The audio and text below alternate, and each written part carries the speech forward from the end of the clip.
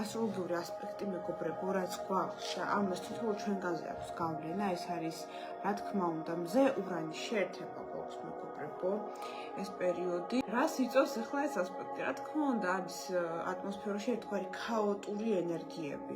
განსაკუთრებით გრძნობენ ამას ფიქსირებული ხარისხის ნიშნები, ხო? კუროები, მერწყულები, ლომები, მორელები. განსაკუთრებით გრძნობენ ამ შინაგან ნერვოზულობას, სიახლეების მოთხოვნილებას, ექსცენტრიულობის მოთხოვნილებას, თვით გამოხატვის მოთხოვნილებას, ხო, სიახლეების, ექსპერიმენტების, განთავისუფლების და პროტესტის. ხო, ეს შინაგანი პროტესტებიც არის რეალურად, როდესაც მზე ურანის შეერთება გვაქვს ასტროლოგიურად და ეხლა გვაქვს ზუსტად ეს პერიოდი, წელიწადში ერთხელ გვაქვს ხოლმე ეს შეერთება, რა თქმა უნდა და გვაქვს კუროს ზოდიაქოს ნიშანში.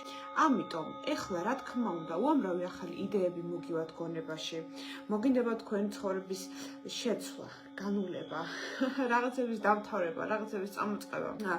აი ამ შლეივს, ასე ვთქვათ, ურანის შლეივს თუ გრძნობთ უკვე თქვენ თავზე, ესე იგი გაქვთ აი ამ ფიქსირებული ხარისხის ნიშნების გავლენა, ყურად ჩამოვთვალეთ. და ზოგადად აი ამ ნიშნებისთვის აი განსაკუთრებით ტრანსფორმაციული გამოდის მაისი.